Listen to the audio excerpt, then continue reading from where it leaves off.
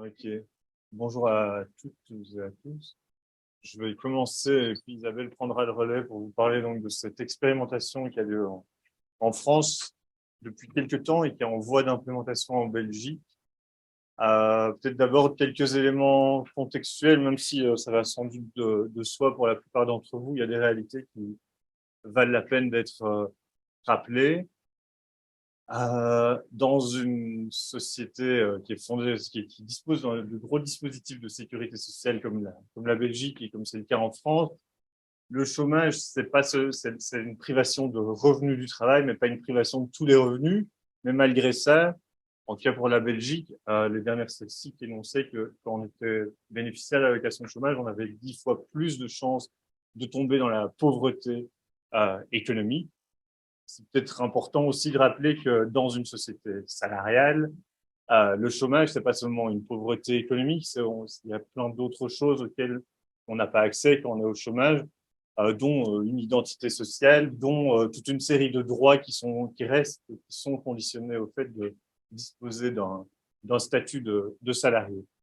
Et donc, face à ce constat, une des revendications historiques du mouvement ouvrier et du mouvement syndical en particulier, c'est la réduction collective du temps de travail qu'on peut reformuler comme une démocratisation des conditions d'accès à l'emploi.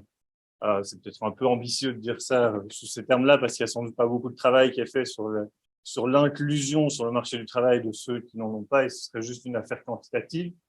Néanmoins, il y a l'idée qu'en réduisant le temps de travail collectivement, il y a plus de personnes qui vont pouvoir accéder au travail et à ses bénéfices. Et pas seulement ses bénéfices en termes de revenus, mais aussi ses bénéfices sociaux et l'accès à l'expérience de travail qui soit épanouissante, pour autant que les conditions de travail permettent que cette expérience soit autre chose que celle de l'aliénation, pour utiliser un terme marxiste. Et donc, il y a toute une série d'autres propositions qui sont à nouveau ancrées dans le mouvement ouvrier, si on prend les instances de négociation collective dans l'entreprise et au-delà, et tout le mouvement coopératif, consiste à démocratiser le travail en démocratisant l'entreprise. Mais si on est uniquement sur cette perspective-là, on ferme les yeux sur le fait qu'en fait, ça favorise la démocratie pour une série de personnes qui ont déjà accès à beaucoup de droits, et on ne se soucie pas beaucoup de la question de l'inclusion de tous les autres qui ne sont pas dans ces processus de décision qui seraient plus ou moins démocratiques. Et la qualité d'une proposition telle celle de Territoire zéro chômeur, c'est précisément de saisir ensemble ces deux dynamiques qu'on va essayer de déployer en décrivant l'expérimentation dans le détail. Avant de décrire ces dynamiques, je voudrais juste rappeler la nature de cette proposition qui est portée en France qui était portée historiquement par ATD Carmonde, donc une association de lutte contre la pauvreté, qui était fondée sur trois postulats. C'est pas l'argent qui manque, c'est pas le travail qui manque, personne n'est inemployable. Ces trois postulats ont été, dans le cadre du travail qui a été mené par ATD Carmonde, validés plus ou moins scientifiquement, mais en fait, beaucoup d'études qui ont servi à valider ces trois hypothèses. Et dans son appropriation en Belgique, il y a aussi eu énormément de littérature qui a été produite pour valider ces trois hypothèses, qui chacune déboule sur des propositions institutionnelles originelles. Donc, si ce n'est pas l'argent qui manque, ça veut dire que le chômage coûte relativement cher à l'État, pas principalement les allocations de chômage, même si ça en fait partie, mais aussi tout le travail de contrôle de la disponibilité des chômeurs et toute une série d'autres manques à gagner pour la société. Par exemple, le taux de redoublement des enfants des personnes qui sont privées d'emploi est plus important. Donc, si on prend en compte toute cette masse d'argent, en fait, il y a de quoi, sans problème, offrir des contrats à durée indéterminée et à temps choisi à toutes les personnes qui sont privées durablement d'emploi sur un territoire ou sur un autre. Si c'est pas le travail qui manque, c'est une proposition très polanyienne, il y a pas que l'État ne répond pas à tous les besoins de la société. Les entreprises, évidemment, ne répondent qu'aux besoins qui sont solvables. Et donc, il y a de la place pour identifier toute une série d'autres besoins qui sont variables selon les territoires, auxquels il faudrait parvenir à répondre à travers cette expérimentation. Et donc, il y a ce qui s'appelle un comité local pour l'emploi qui est créé et qui va identifier ces besoins du territoire avec une série d'acteurs, je ne rentre pas dans le détail, et qui va y répondre en convertissant ces besoins en activité économique au sein d'une institution qui est appelée l'entreprise à but d'emploi, qui est un label qui n'a pas de fondement juridique, que c'est juste une entreprise d'économie sociale et solidaire française comme une autre. Il y a différents véhicules juridiques, on aura l'occasion d'y revenir avec Isabelle, qui sont mobilisés pour y parvenir. Et la dernière proposition, c'est celle qui contient l'idée du zéro chômeur de longue durée, c'est le fait que personne n'est inemployable et que donc, si on on doit viser l'exhaustivité, engager toutes les personnes qui habitent sur le territoire en question et qui sont privées d'emploi, et on doit partir de leurs compétences et de ce qu'elles ont envie de faire pour leur fournir un emploi sur mesure. Vous voyez évidemment qu'il y a des tensions entre ces trois principes et qui sont au cœur de toutes les dynamiques plus ou moins d'ouverture et d'inclusion des personnes à l'intérieur de ces projets. Donc, je suis allé très vite sur la présentation du cadre. Ce qui nous intéresse ici de discuter, parce que ça vaut au-delà du cas des territoires zéro chômeur, c'est de montrer en fait qu'avant de pouvoir réellement agir en tant que citoyen dans l'entreprise, il y a tout un ensemble de seuils qui doivent être franchis par les personnes pour y parvenir. C'est inspiré de travaux que j'avais réalisés antérieurement sur les enjeux liés à la démocratie participative avec un collègue de Louvain qui s'appelle Mathieu Berger. Et si on reprend le cas de territoire zéro chômeur et qu'on identifie l'ensemble de la population active, on voit que l'État français, dans la loi d'expérimentation, va identifier toute une série de critères d'éligibilité qui vont contribuer à définir un public cible. Et donc, par exemple, sur un des territoires, on va identifier qu'il y a 169 personnes qui sont éligibles pour rentrer dans le projet, qui sont privées durablement d'emploi. Ce qui est intéressant, c'est de se dire que cette catégorie de privation durable d'emploi, elle n'est pas inscrite dans le droit de façon très ferme, mais elle est à chaque fois négociée sur chacun des territoires et évolutive au fil du temps. L'expérience est en cours en France depuis 2016 et on voit que sur les territoires, il y a des gens qui n'étaient pas intégrés, qui n'étaient pas considérés comme éligibles au départ et qui le deviennent au fur et à mesure de l'expérimentation. Le deuxième seuil à franchir, c'est de faire en sorte que les personnes qui sont concernées par la proposition, pour le dire dans les termes de Dewey cette fois-ci, soient rassemblées au sein des différentes instances qui vont contribuer à réaliser cette ambition du recrutement à l'intérieur de l'entreprise à but d'emploi. Et donc là, il y a tout un travail de mobilisation qui est effectué par les associations qui contribuent au projet sur chacun des territoires et qui doit s'affronter à toute une série de barrières qui fait que c'est pas parce que les personnes sont privées d'emploi qu'elles sont pour autant instantanément disponibles sur le marché du travail.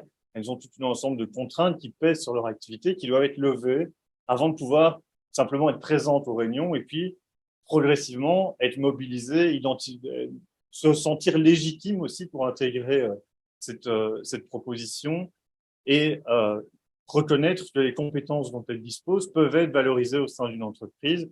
Cette dynamique se retrouve évidemment à nouveau dans la difficulté à faire en sorte qu'une fois que les personnes sont intéressées par la proposition, elles soient effectivement recrutées au sein de l'entreprise. Et on voit à chaque fois qu'il y a toute une série de réductions du volume depuis les personnes qui sont réellement éligibles, jusqu'à celles qui sont effectivement recrutées. Je vais passer directement au slide suivant et puis revenir un instant sur celui-là. Tout ce travail, ça prend énormément de temps et on voit, pour autant que le slide soit visible, moi, j'arrive pas à lire jusque-là, qu'au fur et à mesure du temps, donc entre le troisième trimestre 2018 et le quatrième trimestre de 2019, en fait, les personnes qui étaient les plus éloignées de l'emploi, à savoir qui avaient le plus de mal à rentrer sur le marché du travail, sont progressivement de plus en plus intégrées au dispositif. Par exemple, les personnes qui n'avaient pas de diplôme représentaient 18% des salariés en 2018. Et en fait, il y en a 28% des recrutés en 2019 qui sont des personnes sans diplôme. Et donc, on voit comment, quand la politique publique des territoires zéro chômeur laisse du temps aux acteurs locaux pour intégrer ces personnes-là, ils parviennent effectivement à recruter des personnes qui sont éloignées de l'emploi et idéalement à les faire participer au sein de l'entreprise. Et je vais laisser la parole à Isabelle pour terminer là-dessus. Merci Julien. Donc bonjour, bon après-midi à tous et toutes et à tous ceux qui sont en ligne. C'est un plaisir de partager avec vous ce travail sur les territoires zéro chômeur de longue durée. Donc effectivement, cette dernière dimension de la participation, une fois qu'on a accédé à la possibilité de travailler dans cette entreprise à but d'emploi. Ici, ce qui nous semble pertinent de dégager, c'est 4 différentes dimensions de la participation. Ce qu'on a parlé, ce qu'on a identifié comme la participation vraiment dans le cadre de l'expérience du travail, c'est-à-dire l'activité en tant que telle, comment elle est menée, quelles sont les possibilités pour le travailleur, la travailleuse de se positionner sur la manière dont son travail est organisé, comment elle travaille avec les autres, gérer vraiment la dimension des moyens de l'activité, si vous voulez. Le deuxième niveau, c'est le, merci, oui, 5 minutes, tout à fait. C'était pas un partage égalitaire, j'ai bien noté, Julien. Le deuxième niveau, c'est la participation au niveau du gouvernement de l'entreprise, c'est-à-dire quelles sont les finalités que poursuit cette entreprise. Dans le cas français, c'est défini en tant qu'une entreprise à but d'emploi. La finalité, c'est justement cette possibilité de s'intégrer par l'emploi et de développer des activités qui ont du sens, qui ont de l'intérêt pour les travailleurs et pour les collectivités.